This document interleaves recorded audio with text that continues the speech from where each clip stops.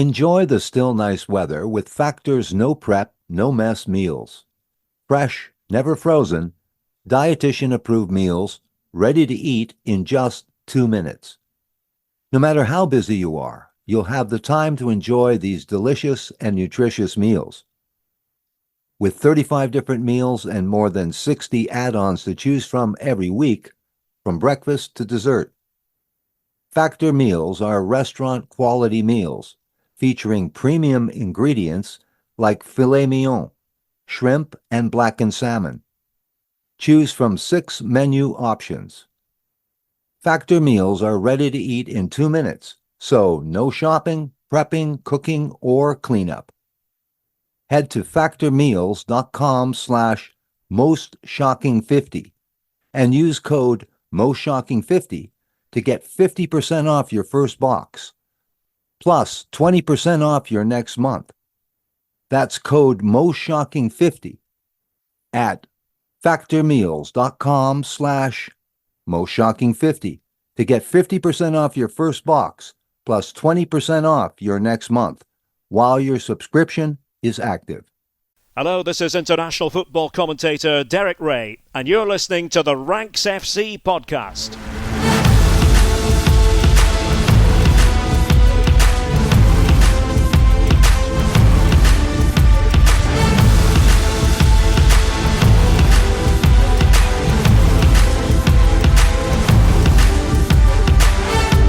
Hello Rank Squad and welcome to Champions League Takeaway, your extra little feast after the Champions League madness here on Ranks FC. My name's Jack Collins and I'll be your host today, and joining me across the water in San Diego, Mr. Dean Jones. How you doing, mate? Hello, mate. Yeah, that's a bit of a crazy day you've just had there. I mean, still, the day is nowhere near complete for me, but for you, your brain must be fried. You've done a full day of work, then had to digest all that Champions League, and now you're jumping on to regurgitate everything you just witnessed. It's been busy today. I was on the radio in the morning, went in to do some Fulham stuff, came away from that, sorted it all out, watching all of these games, trying to keep across everything. It's been a challenge, but I've enjoyed it. A lot of screens, a lot of games, a lot of goals. So it's been exciting. We're going to start today, I think, with Wednesday's action, with the things we've just witnessed while they're fresh in our brains. And then in part 2, we'll discuss all of the Tuesday bits and bobs as well. But Dean, it feels like the only place we can start is Aston Villa beating Bayern Munich 1-0. Now, before this game, talking to some Villa fans and looking for kind of moments of optimism, and I think the mood was pretty good. It was a pretty feels a little bit like a free hit in that they come into Villa Park. First game last week felt, I think, a little bit like a warm-up game for the Champions League, because young boys felt like the kind of opposition the Villa could have met in the Conference League last year, right? And also the artificial pitch, the fact it was actually so easy for them, all of that kind of combined felt like this was the real moment that Villa arrived back in the Champions League. And interesting, obviously, that it was against the team that they won the competition against in 1982. Now, I was talking to Jacob Townswell on the radio, who's the Aston Villa reporter for The Athletic, and him and I were both discussing the fact that Villa have looked a little bit weak on the flanks over the last couple of games, and Ipswich took full advantage of that at the weekend to draw 2-2 with them. And in the first 20 minutes or so of this game, Bayern did too, right? They absolutely dominated either side of it. Every time they got into the box, they felt like they were going to make something happen.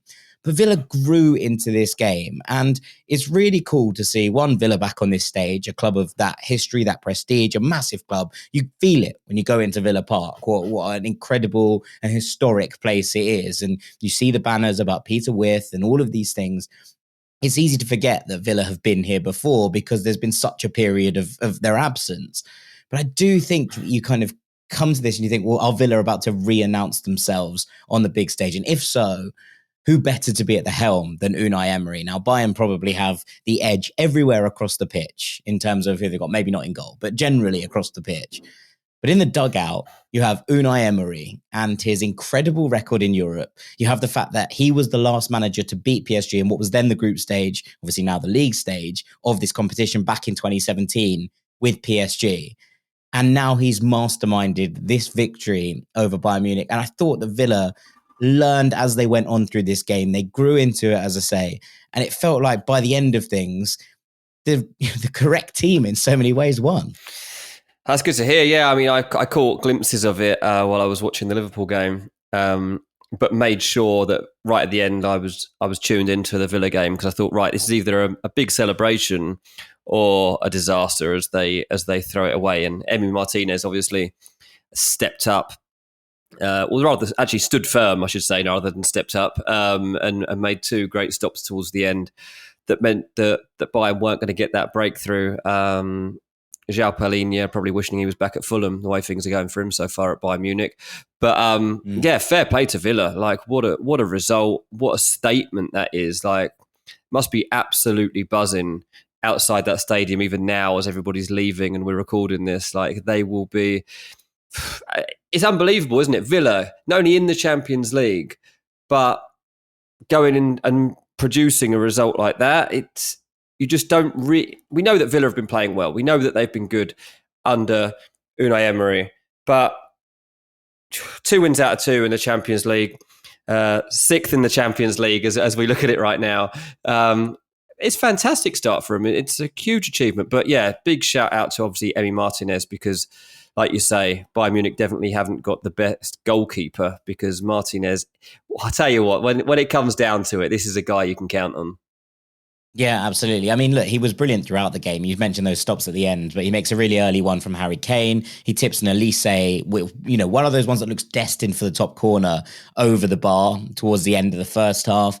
And, those moments where Bayern did feel like they were in the ascendancy, it didn't feel like Villa were particularly perturbed by it, in the fact that they knew that this was going to happen. I think Emery's game plan was to let Bayern have a lot of the ball and try to hit them in transition.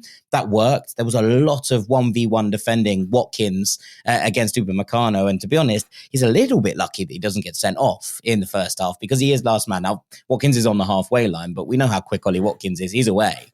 And Upamecano pulls him down as he spins him. And I did see some interesting comments on Twitter, and nonetheless from our very own rank god Sam Ty being like, that's a last man challenge. And I was like, I'm not sure you're the man to be deciding this, given your innate biases in this game. But it was probably a little bit touch and go. Right. But I just thought that the way that this flipped, and look, Villa had to make some serious changes, because they score the first goal of the game through Pau Torres, but it's offside because Jacob Ramsey is in a bad position. And to be honest, he shouldn't be where he is, but it is what it is. By the way, that threw me massively, because at the time I was only checking the scores on Live Score on my app, and I'd seen Villa 1-0 up, and I was like, whoa. I was saying it just said 1-0. And then it was like, the goal happened like a bit before that as well. It wasn't like we were in the same minutes. I was like, well, and later on I check and it's like 0-0. I'm like, what? That totally threw me. Yeah, it was a strange one. Then Ramsey goes off injured, and they bring on Leon Bailey, who was dropped in the starting 11 for Jadon Philogene, who actually did really well, and I thought was excellent for lots of tonight. You kind of come on to that, and then you think, okay, so where are Villa going?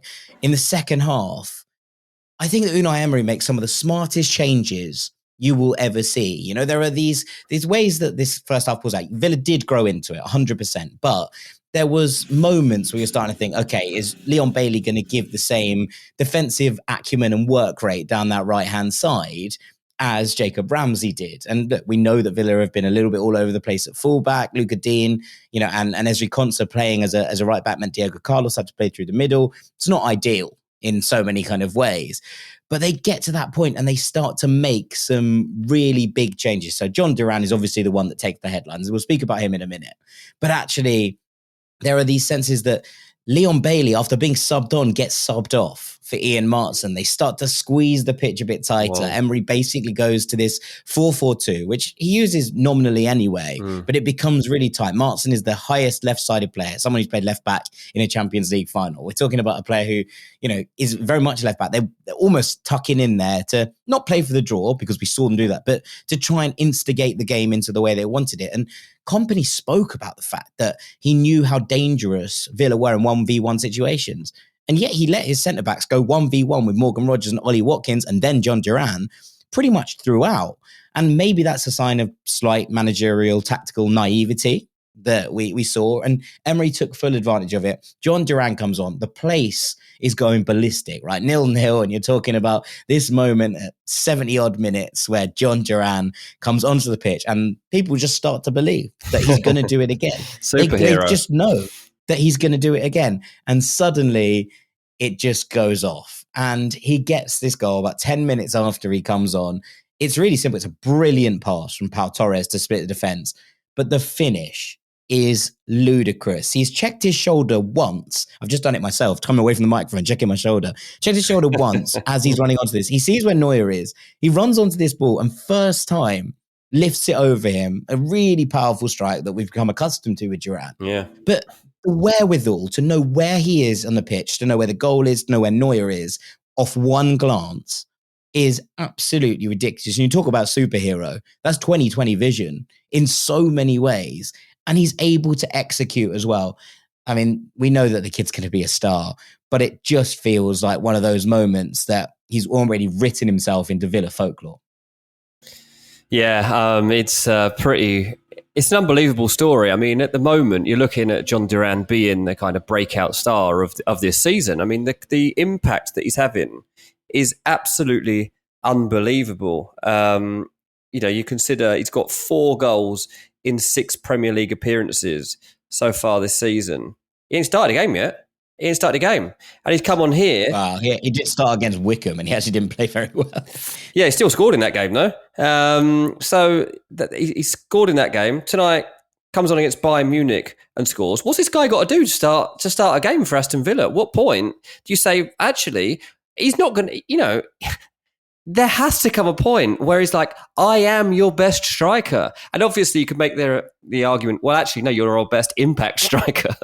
But we saw how much this guy... he's a 90-minute player. Yeah, but we saw in the summer that Duran rates himself. We saw that he's got confidence. And by all accounts, he has been actually pretty professional since coming back in the summer.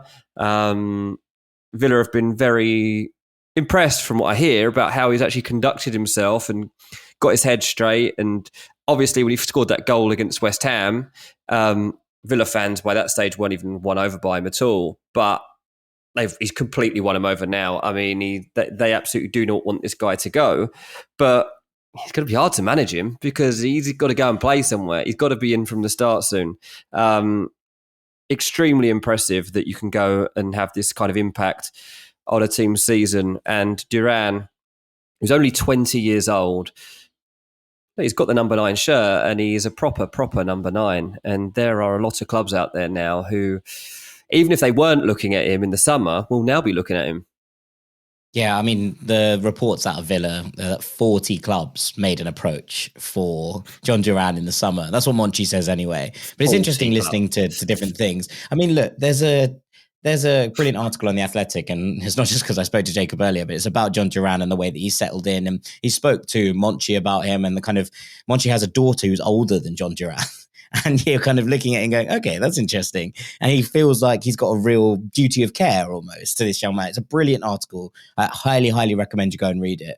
But just another moment to add to his lists of just brilliance this season. And I'm still not completely convinced that he is the player to kind of start games. Obviously, he's going to want to start more than he currently is. But equally, there is a line here of being like, there's obviously a pathway for you to become one of the world's best. Right now, what you're doing is you're getting these moments, you're getting these minutes, and you're taking your chances when they come, when they come around. That's okay for a little while. I mean, it's not going to be okay for 3 years. But at this point in his career, I do think that is important for him to be able to just manage that and make sure that expectations don't go completely through the roof. Because, he has time on his side, and currently he's in a really good place in terms of goal scoring form, but also in terms of a manager who clearly does believe in him as well. Yeah, I'll be honest, I would just throw him in from the start against Man United. If there's ever going to be a time to give if you've got a point to prove, you want to be doing it against Man United because it's still considered a scalp. It still really motivates you as much as any fixture in football. And Man United are not going to be able to handle him. So that's clearly given Emery something to think about. And imagine Watkins then coming on as sub saying, no way is he having my shirt, and then coming on to try and prove a point against Man United. I think Unai Emery has got himself into a very nice position here, actually, when it comes to selection headaches. Yeah, I would agree. All right, we've got loads to get through, so we're going to have to keep moving on today's episode. The fact that they've added more games into the Champions League means these are going to be a little bit more rushed than perhaps usual, but we'll do our very best. I want to talk about the 2 Madrid clubs. both of them beaten after what was clearly a draining derby at the weekend. But a massive result for Lille, beating reigning champions Real Madrid 1-0. Now, we do know that Real Madrid have form for not potentially pulling out their best performances in the knockout stage, in the group stages, and saving them for those knockout stages. But they were incredibly lackluster, Real Madrid. It was a really strange one. The only goal of the game is a penalty, which Jonathan David converts beautifully, by the way, absolutely gorgeously. Handball from Eduardo Camavinga, who came back into the side tonight. It was a strange one. I was just reading that it was 36 games since Real Madrid lost in any competition, which was back in the Copa del Rey, which they lost to Atleti in January. But actually, they hadn't lost in the Champions League since May 2023, which was to Manchester City in the semi-final. I just thought that they looked all over the place. And I don't know if that is just an element of tiredness.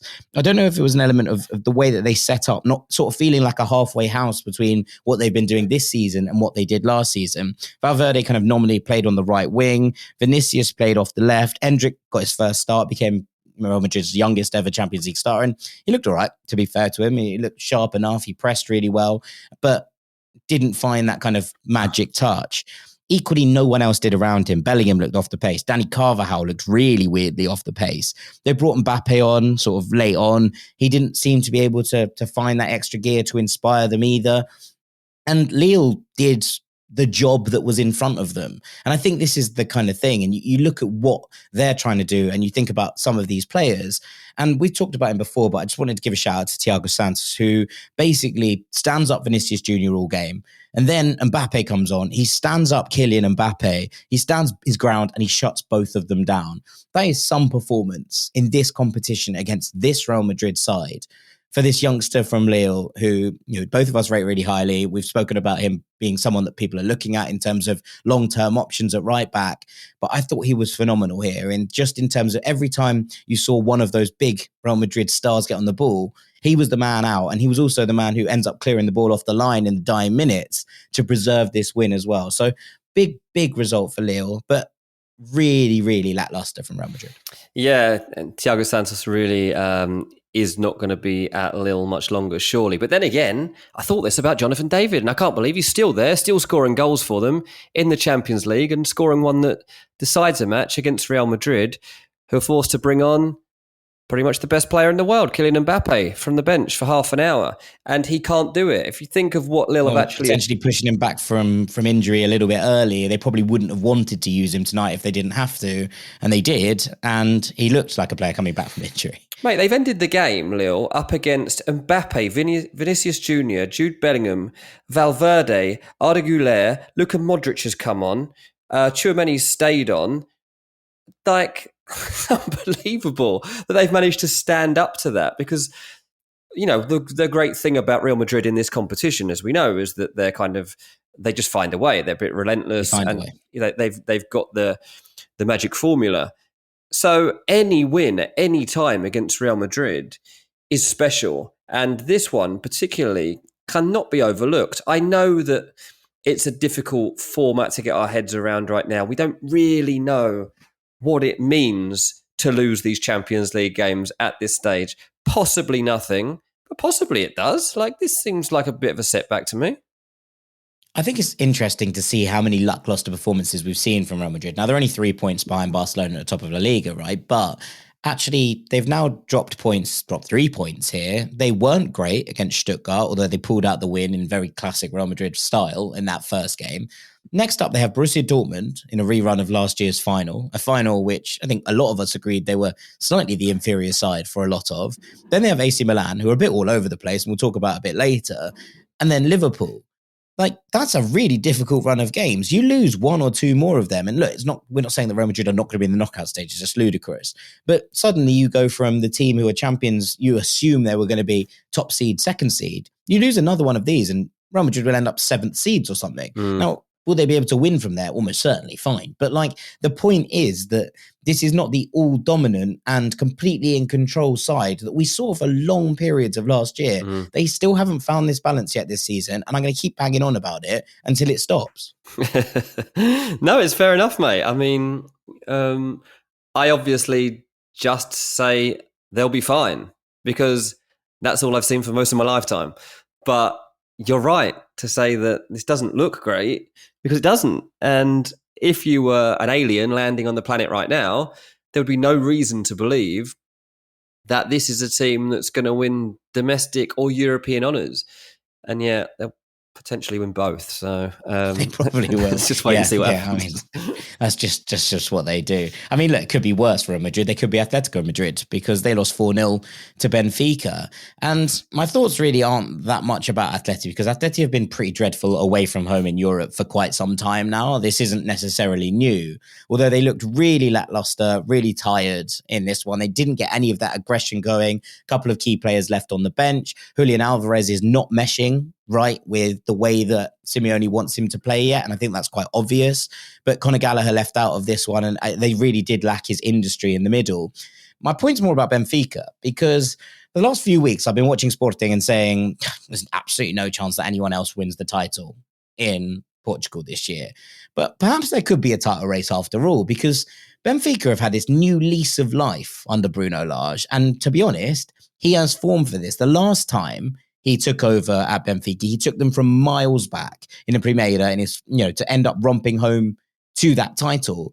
And I do think suddenly we've got life in Lisbon. He's balanced the midfield. He's brought in Frederic Arsnes in there alongside Florentino Luis and Erkan Kokcu, who looks excellent at the moment, which is nice to see. But in doing so, he's really freed up this front three to just sort of run riot. Aktoglu looks ludicrously good at the moment. And we knew that when he signed for Benfica, there was a real player in there, someone that was able to do things. But he is playing like a demon. And Di Maria on the other flank looks ageless, right? He just drips class. And he just keeps doing these incredible crossfield passes that open teams up for Benfica. And then in the middle, Vangelis Pavlidis, who came in the summer from AZ Alkmaar, looks every inch the top level striker that he was kind of threatening to be, even on the brink at RZ, and what he was doing there. So loads to like about this Benfica resurgence. They really do feel like they are trouble for teams. And although Atleti were very bad here, and that must be taken into account, it's still Atletico Madrid at home. And that is now 5 wins in a row for Benfica. Now, they made the first one a little bit difficult against Red Star. They were 2-0 up and cruising and conceded late. This was a demolition. They hammered Gil Vicente and Boavista in the Primeira, and also beat Santa Clara in Bruno Lage's first game in. So 5 wins in 5 games since coming, with some very impressive results in there. And it's really nice to see a lot of this team just having that balance again, really starting to see that with the amount of talent in this Benfica team, they should have been there. It feels like they might be getting somewhere in terms of pushing Sporting for that title this season. Yeah, I have to say I am looking forward to watching all the extended highlights later today, and this one's going to be one of the first ones that I get stuck into, because the thing that stuck out to me when I saw the scoreline and I dug straight into the lineup to see what he'd done here, and by the start of the second half, he's made 4 substitutions. And when you see that Llorente, Griezmann, Koke, Rodrigo de Paul have all been taken off by the time the second half is starting, you know that Simeone is absolutely raging with what he's seeing in front of him, or they've got an absolute injury crisis on their hands. And so I'm excited to see actually how this fell apart. The substitutions obviously haven't helped at all, because 7 minutes into the second half, they're 2-0 down, and then late on, Benfica put the nails in the coffin, and it's done. 4-0 does not make good reading. And I'll tell you what, there aren't many times that you'll see Atletico Madrid getting beaten by this sort of scoreline. Interestingly, at the end of last season, they did actually, Osasuna done them 4-1. But there's not many times that I can remember this team getting turned over heavily. It's interesting because when things do go badly, though, for them, when things don't flow, it's not great. Let's roll our minds back to last season. Obviously, Champions League quarterfinals up against Borussia Dortmund, a game that Atletico Madrid are expecting to win. They conceded 4 goals that day as well. Actually, 4-2. They ended up losing to Borussia Dortmund. So these glitches do happen for Simeone teams. He's obviously fuming when it does happen, but they tend to recover. That's I guess the one good thing about Atletico Madrid. They don't tend to have long spells of defeats. In fact, you really Simeone would accept it. Yeah, I mean, you occasionally see back-to-back defeats. You will I can't think of a time, to be honest, see 3 defeats in a row for an Atletico Madrid team. So they'll be looking to immediately bounce back because this is a really, really bad result. So, yeah. That's a thumping. It's a thumping. That's a real thumping. It is. Yeah, absolutely. Do you want to talk to us a little bit about Liverpool? Yeah, Liverpool won. They won 2-0. Arne Slot said before this game that they haven't come up against a good team yet, and they still haven't. Pretty convincing win for Liverpool. A couple of dodgy moments in there, which I will address as well, but ultimately McAllister and Mo Salah, 1 goal in each half, has given Liverpool what was and looks like a comfortable win in the Champions League. That's 2 out of 2 after also beating AC Milan. So everything rosy for Arne Slot right now. Let's just first Liverpool manager to win 8 of his 9 first games in charge. Yeah, it's great. You see people looking at the starts of the season in other teams and saying, well, he's new to it, or he hasn't had his own signings, he hasn't had this, he hasn't had that. And there's Arne Slot, 1 signing, doing even better than Jurgen Klopp. 1 signing who's gone back out on loan. Well, they got Chiesa. But yeah, so I think there's 2 interesting things for me coming away from this game, because it was a pretty convincing display in there. They all were pretty much 7 out of 10 performances, right? But is Darwin Núñez ever going to actually fit in under Arne Slot? That is honestly a big thing coming out of this. He didn't have a good game here. I tweeted, when he got subbed, like for about 3 minutes before he gets subbed, he keeps looking over at the touchline. He knows his time's coming. That moment had been coming since about the half-hour mark, to be honest. Núñez off, Jota on. The most predictable thing. He did finish a chance. He was offside, but he did finish a chance really well. Give him some credit. Like, he was offside. There's 1 chance offside when he shouldn't have been. His hold-up play wasn't good enough. There was a moment when, in the second half, it was actually just before he was substituted, and he just lets a moment pass, and Arne Slot, the camera kind of cut to him, and he was furious. He waved his arm in the air, and I can't tell this for sure because I wasn't at the game and I couldn't tell what he was directing at. But he turns around, and it's not long after that the Jota comes on. It was like he's seen enough, like Núñez is coming off.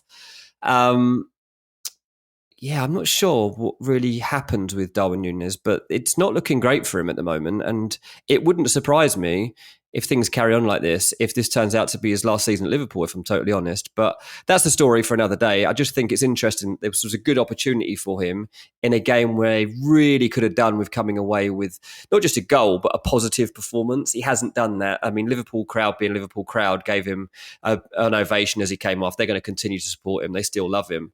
But I am interested to see what happens with that. Generally, look, Liverpool were sharper. Arne Slot had been looking for his team to get up and going better from the off, and I think that they did that. Gravenberch was great. Better second half by all accounts, I think.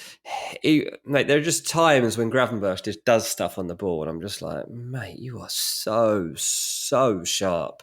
His mind is so sharp. Obviously, we talked about him on the main episode this week, but yeah, Gravenberch continues to impress. And the one thing that I'll say about Liverpool, and Bologna were clearly targeting this, is that the only time I really see them vulnerable is when there's a ball, and Liverpool aren't the only team that are vulnerable to this. It's a tried and tested thing in football. But the balls that go in between their defence and goalkeeper, there is always a mistake to be made. That is like 5, 6 followed times. by a very high press, right? I thought that was interesting too. Yeah, and 5, 6 times we saw Bologna try to get in those positions. And on another day, could easily have come out here with a point that wouldn't have really deserved. But we've seen a couple of times this season, Liverpool kind of being forced into mistakes that lead to goals, but they're from similar areas. And it is seeming to me that one of the only ways you're going to score against Liverpool is to just either get out wide and kind of pull the ball back in between the defence and the goalkeeper when there's not a lot of space there, and it either goes in off the defender or you get a striker in there to finish it off, or there's a dinked ball in behind over the top that kind of just catches them in no man's land and wondering who's going to come for it, the goalkeeper or the defender. This isn't the only game I've seen that be a slight problem for Liverpool. So it's something to watch out for going forward. But generally, there's nothing really here to take away except that Liverpool are purring. Yeah, I mean, you can hassle and harry, and I think Bologna tried their best, but ultimately quality told, and I wonder if Liverpool would have been able to step it up. It almost felt like when they went 1-0 up, they just sat off the gas a little bit, and I thought that was interesting. It's very not Klopp, but we've also complimented them for being calm this season, so I'm not 100% sure where I sit on it yet. Yeah, so we'll see. Fine. We'll see, but so far so good, sure, right? Yeah. I mean, right, let's round up the rest of them, but I think we have to start this round up with Juventus, who won 3-2 at RB Leipzig. And my overwhelming takeaway from this is, have this new Juventus got some spirit or what? Like I said, obviously, that Bremer was the most important player to this Juve side, the rock on which the defense is built. So when he walks off with injury, and so does Nico Gonzalez, who is the kind of player who can make things happen on a sixpence, this is their first real test. Then they go behind for the first time this season. You're like, wow, we'll see the measure of them now. They equalize, and you're like, okay, cool. They've got a bit about them. Then they go down to 10 men. Michel Gregorio is sent off. What have they got? The keeper they've brought in to basically be the new staple, he gets sent off. They go behind again, and then they pull out this win with 10 men. Unbelievable goal from Vlahovic for the second equalizer. And an even better one, I think, from Chico Conceição for the win. He drifts into the box, beats 2 men, tucks it in, and then they go full old school Juve, 10 men behind the ball. They absolutely hassle and harry until the very, very last minute of this one. And yes, Leipzig have a couple of chances at the end, but good goalkeeping from Perrin, who comes in. They were brilliant. And they were even more brilliant when they went down to 10 men, because actually in the first half, I thought the Leipzig had the better of this one, and they actually looked like they were able to pull Juve out of shape. So to be able to do what they did in the second half of this game, got to give all props to Juventus. I thought it was going to be a real test for them generally. This is one of their first big games, I think, of the season, but also in terms of the situation, going behind for the first time. It's interesting to see how teams respond to that. They responded big style. And Vlahovic, after a lot of criticism recently, put this team on his shoulders, obviously scored the first 2 goals, and then is just everywhere. Is pushing, is pressing, is doing all of what he's required to do. This was very, very impressive from Juventus, and they deserve massive credit. Yeah, again, this is one of the ones that I'm really looking forward to getting stuck into in a bit and actually watching this one back. Obviously, it reads great on paper, but it sounds like it was genuinely a really good game as well. We've been waiting for a really, really interesting Juventus game. They obviously have been a better watch this season anyway, but this is the sort of match I want them to be involved in and kind of really test them in terms of resilience as well as technical power. So, yeah, it sounds like a really good one now. It's the first game they really haven't been dominant in, especially in terms of possession, etc. They haven't just completely controlled it. Yes, there have been games where they haven't scored, but this was their first big test in terms of lots of things, and they have passed with flying colours. So yeah, shout out Juve. Couple more. Dinamo Zagreb played 2-2 draw with Monaco at the Maximir. This was a sickener. Dinamo 2-0 up. 2 brilliant goals, by the way. The surface was so wet.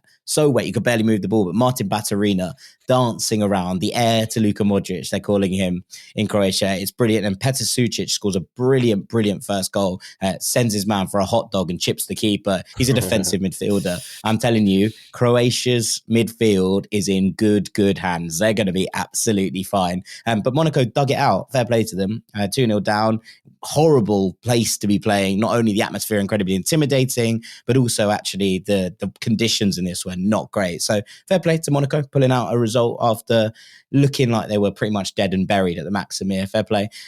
Sturm Graz lost 1-0 to Club Brugge. Sturm Graz aren't very good, but this is an absolutely ridiculous goal to win this. Former Norwich City man Christos Tzolis. Shades of that Kenan Yildiz goal for Juventus on the last match day. Cuts in from the left. Curls an absolute beauty into the top corner. To be honest, Duran will get the headlines, but this is my shout for goal of the match week, to be honest. Girona lost 3-2 to Feyenoord at home.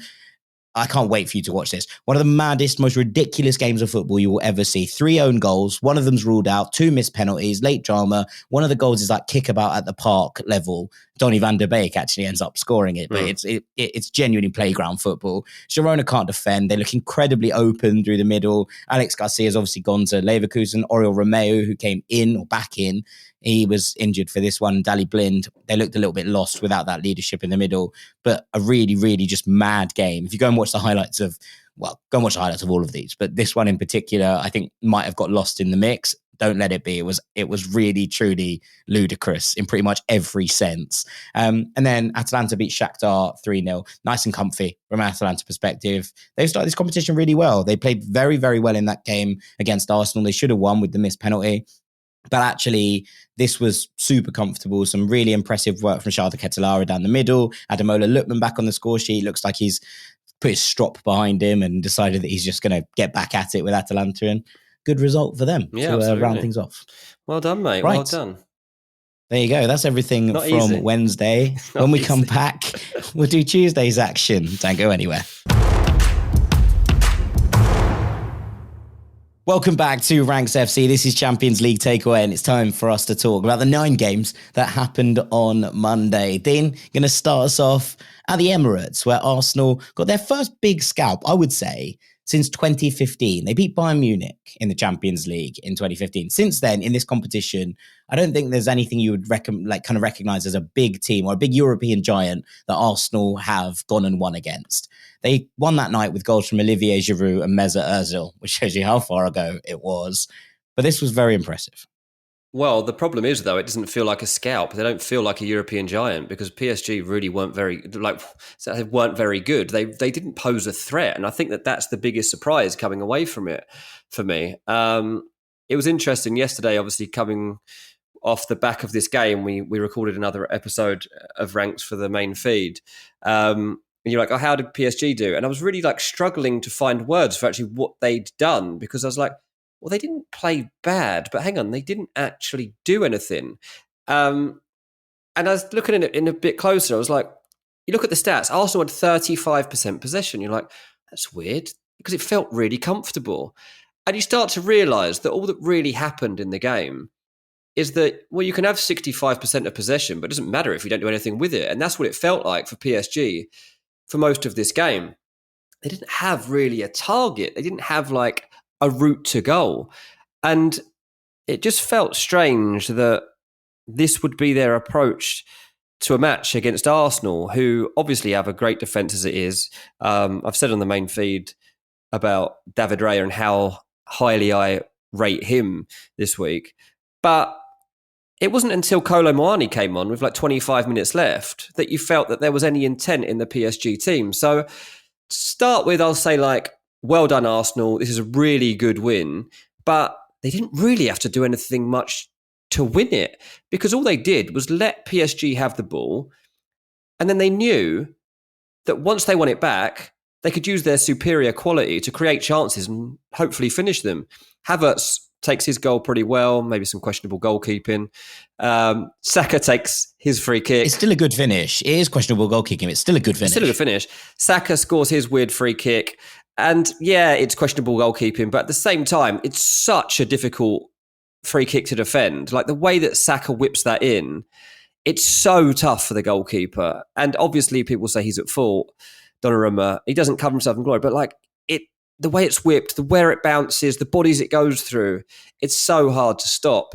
I guess the best thing about this for Arsenal was that they could pretty much stroll through it and build on those late goals against Leicester and just keep building confidence towards what their objectives are for this season. But ultimately, I mean, we talked recently about how you had PSG as potential dark horses in this competition, if there was to be a dark horse of this kind of status. But you watch a game like this and be like, well, they're going to be absolutely nowhere near it because they haven't got any threat. I don't understand what their game plan was here against one of the best sides in Europe for Luis Enrique to come in thinking he's still managing Barcelona. You're not, mate. You have to have an actual goal threat. And they're miles off it. They're miles off it because they did not have a route to goal until Kolo Muani came on, and even then it was too late. Yeah, it's a strange one because obviously Gonzalo Ramos got injured and he was very much kind of seen as Luis Enrique's preferred number 9. He doesn't seem to trust Kolo Muani for whatever reason. He's played Asensio in that role. He played Lee in there, Kangan Lee against Arsenal. It really didn't work. No Dembele, obviously, didn't play him. So no Dembele, which was due to him not working hard enough for the team. And I can appreciate Luis Enrique's stance on these things. It just felt like Arsenal were physically overmatched here. And it kind of felt in some ways, having watched it back today, that they were playing two different sports. Like, it almost felt like two different variations of football. One of which was, yes, kind of this watered down version of positional play, juego de posición, that Luis Enrique likes. And the other which was Arsenal just been like, well, if you're going to do that, we're going to bully you. And there is this thing, there is a potential issue in PSG's midfield, as brilliant as they are. And as much as I love them and love watching them, that in a game like this, they can just be physically dominated. And they were, right? They just felt like they were just unable to keep up that, pretense alongside this Arsenal midfield. And at times, Arsenal was so happy to sit off them. And then when it mattered in transition, it was almost like running through them. Yeah. And so I do wonder if this is just an early iteration. I still think PSG will get better. I'm willing to double down on that prediction. When Barcola gets into games, this is a very young PSG team, right? We're talking about Joao Neves and Warren Zaire-Emery, who are both under the age of 20. Vitinha is the senior man in this midfield. He's what, 24? You're looking at two wingers here who are under the age of 21. You're looking at Kangan Lee, who is not a striker, moonlighting there.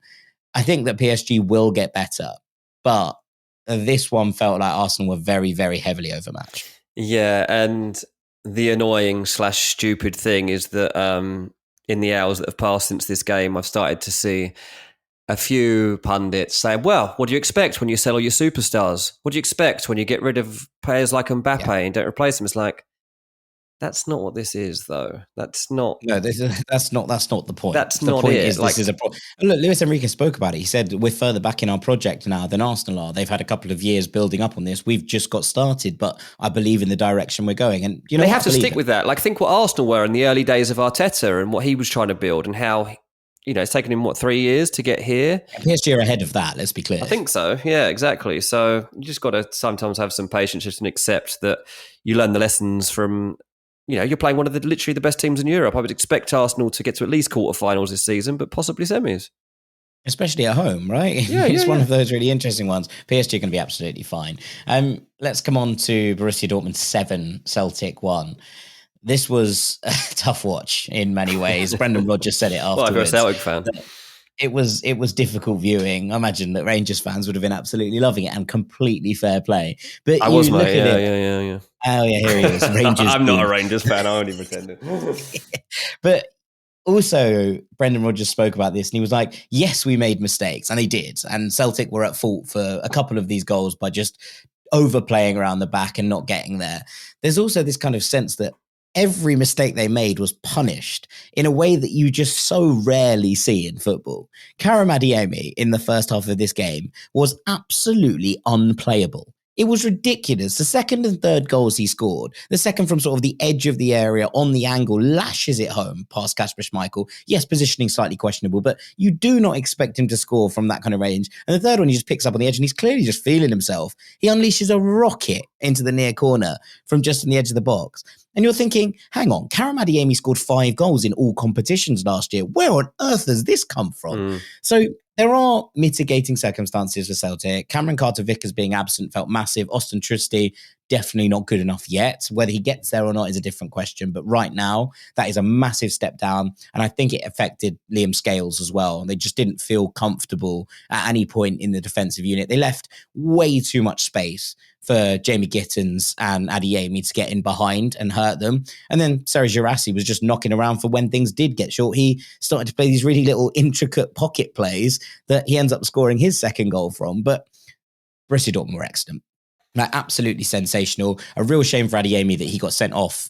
He got injured at the start of the second half, because honestly, he could have had 6 or 7. He just everything he touched seemed to be working perfectly. And it was a really mad start. Obviously, Celtic give away a penalty, they concede, they score like a minute later, and then they concede again a minute after that, after Dortmund start to bypass the high press. But this was a real wake-up call for Celtic that ultimately, and Brendan Rodgers said afterwards, he's not going to change his style, the style that's made them so dominant in domestic affairs, and that's fine. But ultimately, you have to start to be able to adapt. And I think that we've seen from Arsenal over the years, but also Bayer Leverkusen this season, that actually what happens with great teams is if you want to start to step that up onto the next stage, you really do need to learn how to adapt things differently. It's a youngish Celtic team with some new members in the midfield. It didn't fit and it didn't click yesterday, and they were absolutely punished to the nines for it.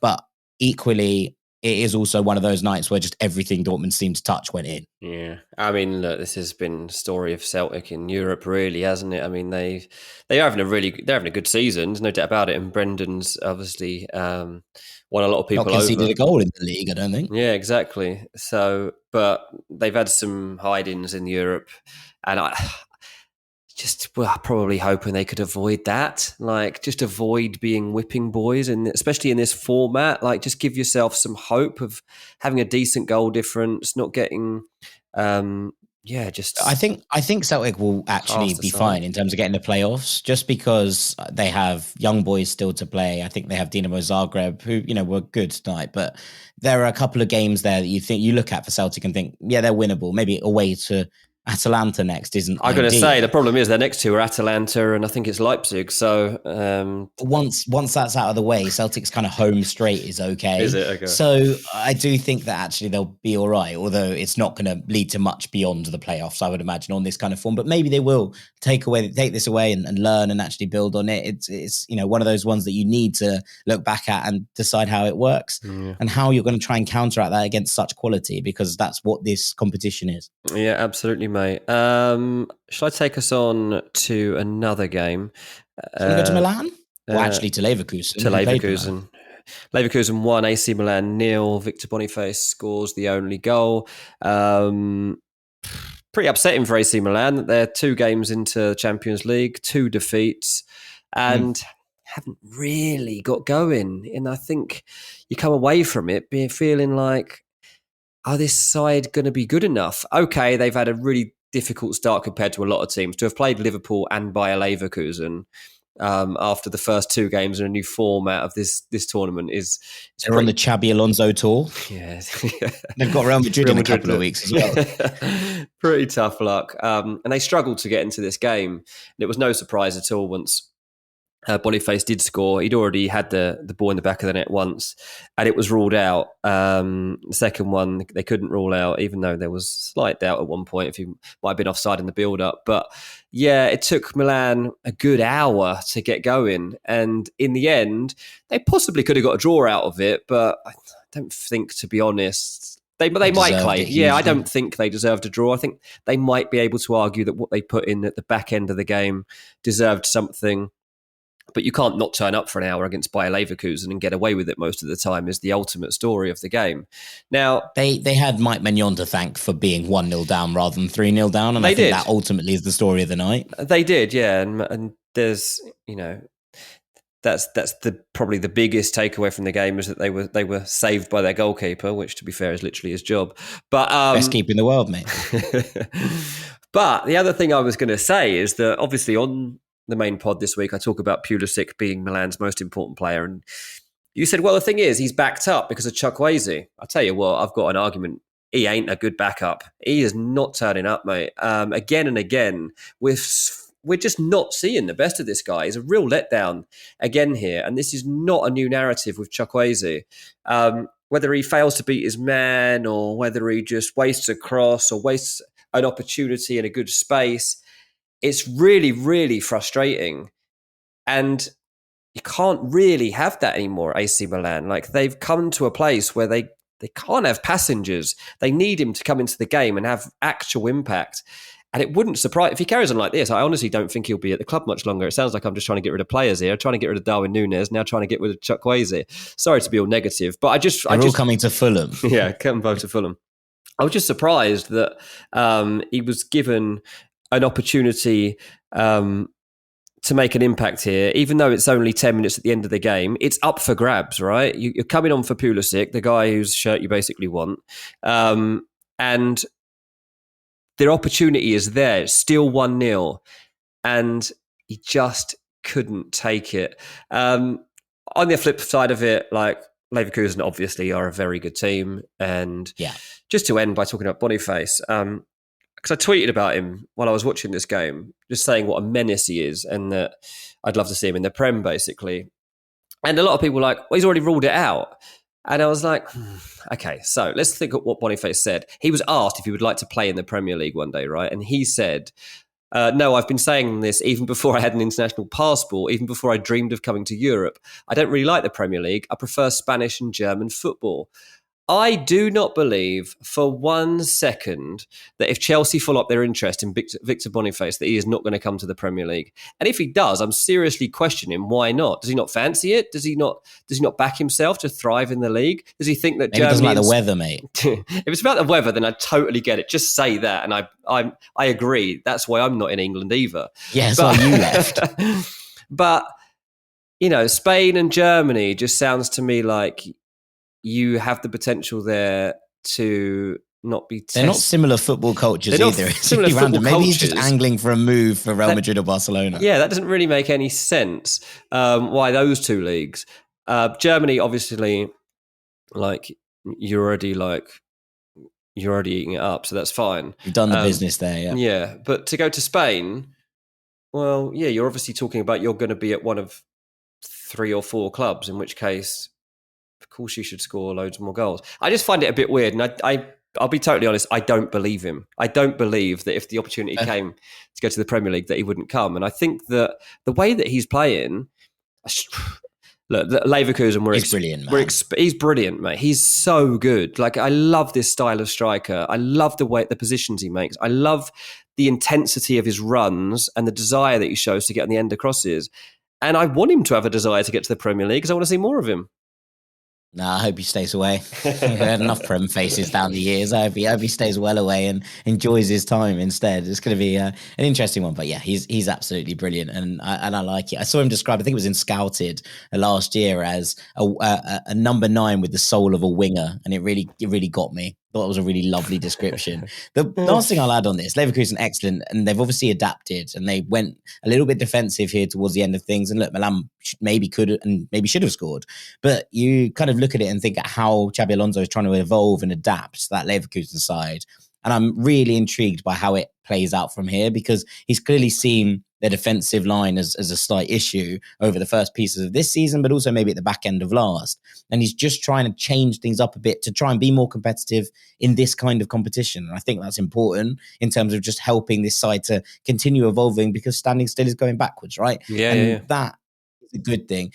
The only other thing is that Milan ultras and Milan fans are pretty disappointed with this, which is fair enough. You're allowed to be disappointed. You can't be like holding this against him, Paulo Fonseca. He's gone away to the German champions. And okay, Milan haven't been absolutely brilliant, but easily they've only lost 1-0 to the team that romped home, lost 1 game all season last year.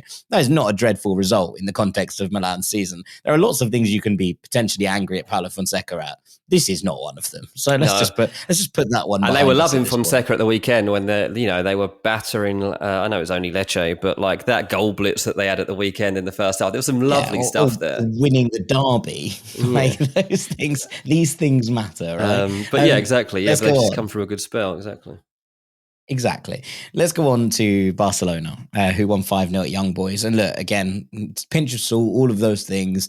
Really just impressive for Barcelona to bounce back in this manner, right? And obviously the first team restored to the starting lineup, but just pretty much everything yesterday was positive from a Barcelona perspective. They're still a little bit easy to cut open on the break, but Frenkie de Jong, returning from injury, his first game since April, massive, I think, in the context of Barcelona's season and the fact that they have so many midfielders out at the moment. That feels like a big, big boost to the way that Barcelona are going to want to play and want to kind of move going forward. A little bit rusty, but to be expected at this point. We saw Lamine Yamal doing Lamine Yamal things once again, and Lewandowski breaking more records, becoming just the second player, I think, to score 10 Champions League goals for 3 sides behind Cristiano Ronaldo. He's done it for Dortmund and Bayern and Barcelona now, and also entering a club with Lionel Messi and Cristiano Ronaldo about scoring goals after his 30th birthday in the Champions League. So shouts out to Robert Lewandowski. Hansi Flick got the result he needed here. He made those changes at the weekend to freshen them up so that they could be back in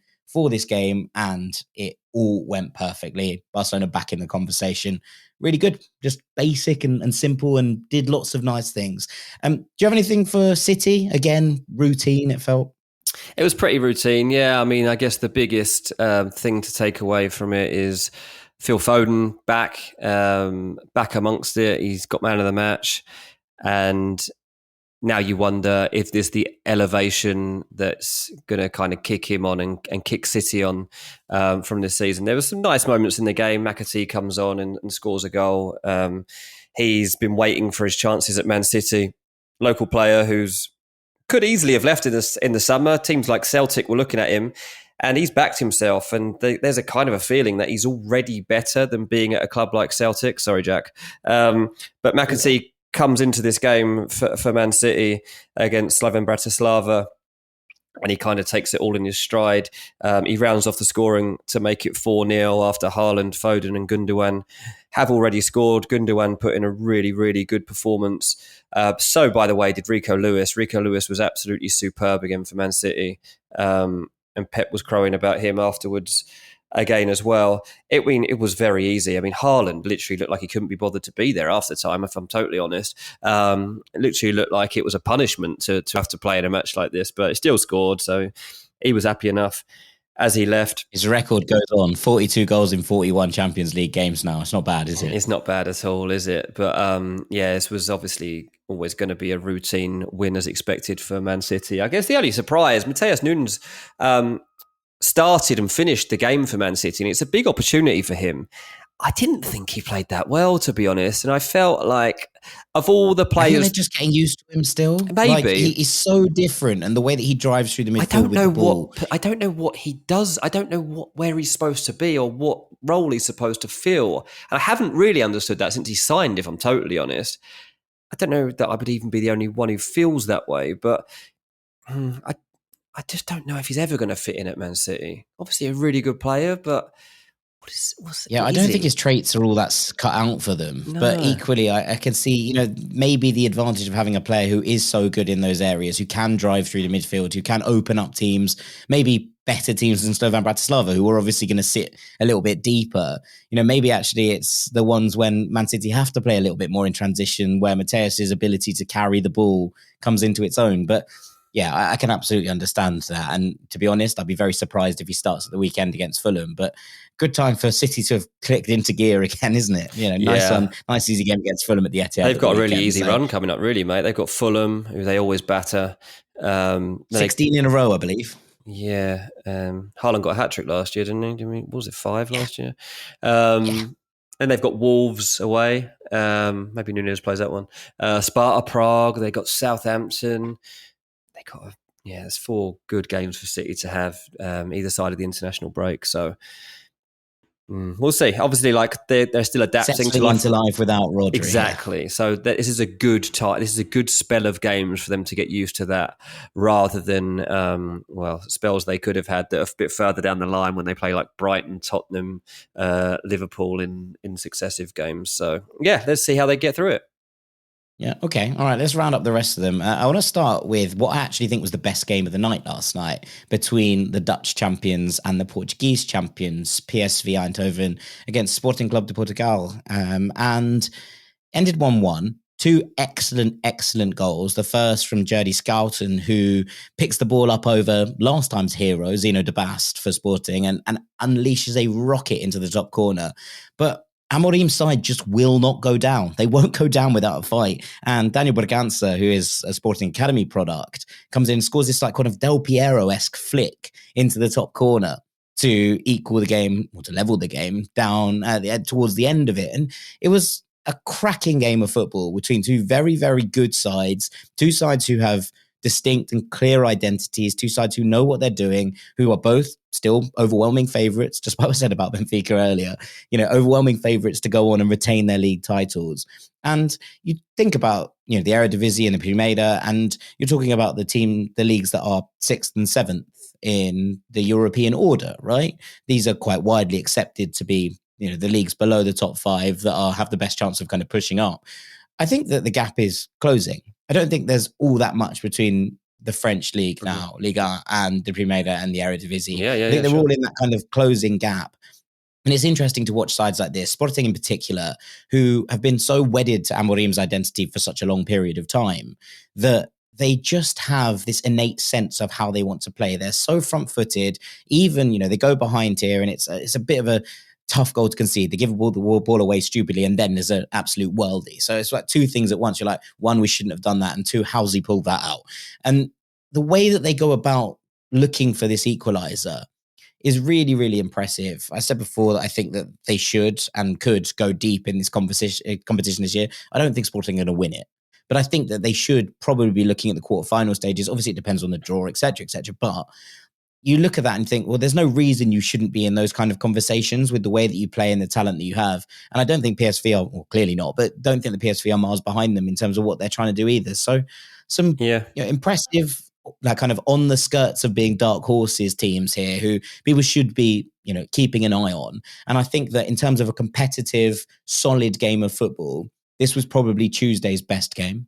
Yeah, that's interesting. I like the point you make about the Portuguese league and the Dutch league being competitive with Liga. I definitely think that they are, especially once you evaluate. You look at the Portuguese teams and the way that they've performed in Europe over the last couple of years. You look at the fact that, we saw a couple, obviously Feyenoord get to the Conference League final. Yes, obviously these are different competitions, but there's an impressive nature about what they're doing, I think. Yeah, exactly. So I think that's something we might have to dig into at some point, I think, like ranking who is the best fifth league in the world, because I think, in Europe, I should say, because that Liga is definitely under threat right now. And I think that's not a bad thing at all. I mean, it's when you look at where players are coming from now, where you look at where players are going to emerge from, obviously France is still going to be a place where that happens, but Holland and Portugal is definitely the two that compete with it for me.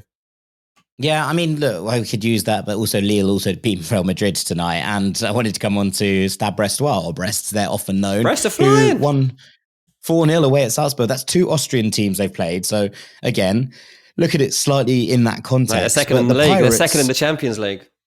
The Pirates are plundering Austria right now, and that's pretty cool. Like, they've come to this competition. They're not allowed to play at their own home ground because it's not fit for purpose for UEFA. They win anyway on the opening day against Sturm Graz. Then they go to RB Salzburg, who, to be fair, have had a pretty difficult start to life back in the Champions League and life under Pep Lijnders, who's having a slightly difficult time of it over there. And they absolutely annihilate them. Like, this is, you talk about shock results, and obviously Dortmund's beating Celtic on Tuesday feels like the one in that kind of context because it was 7-1. But actually, Brest going to Salzburg and winning 4-0 might well be the result of the night.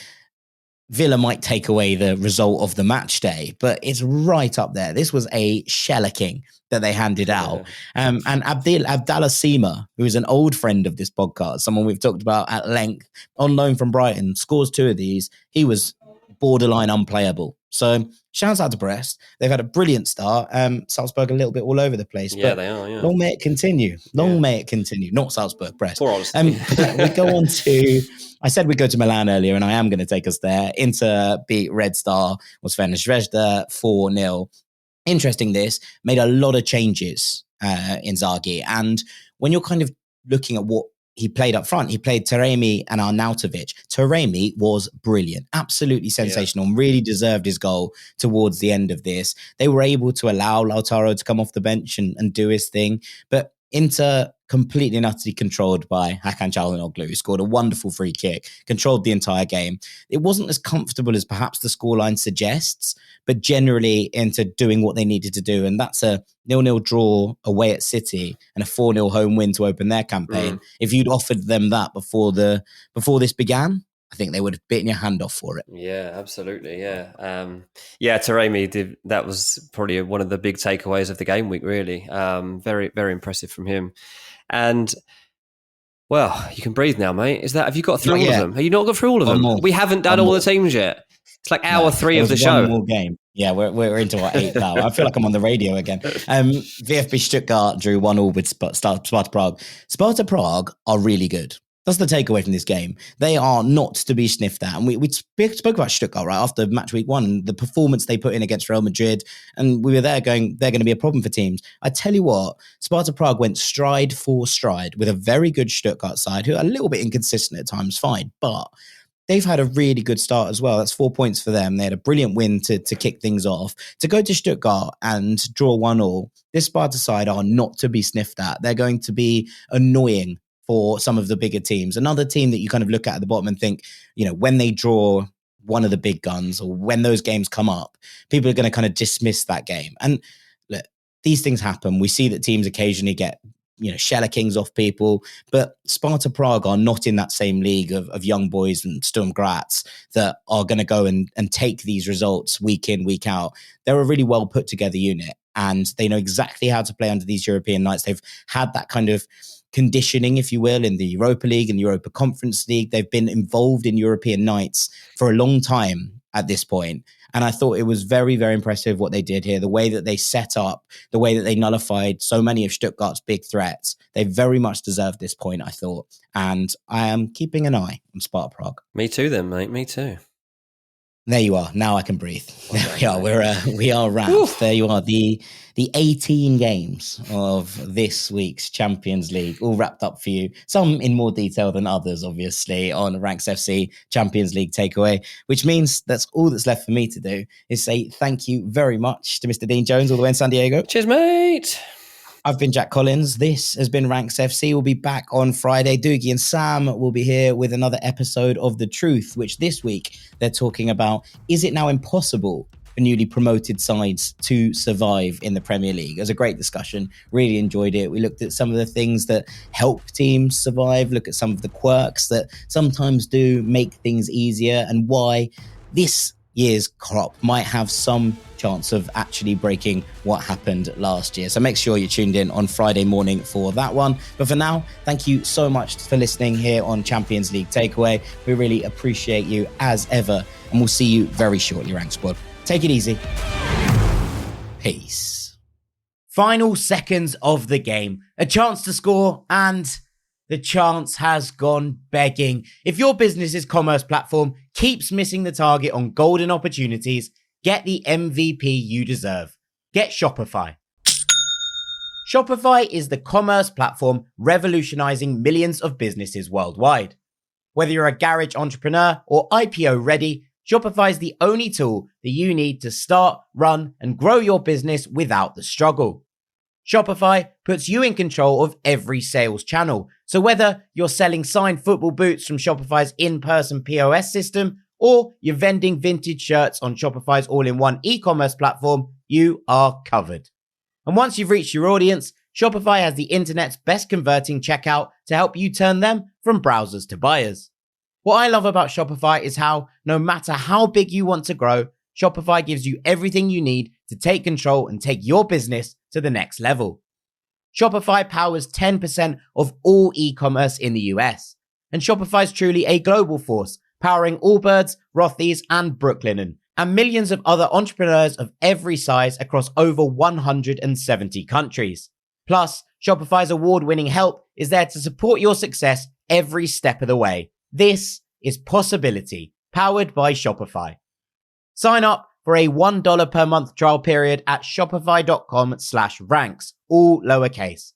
Go to shopify.com/ranks to take your business to the next level today. That's shopify.com/ranks.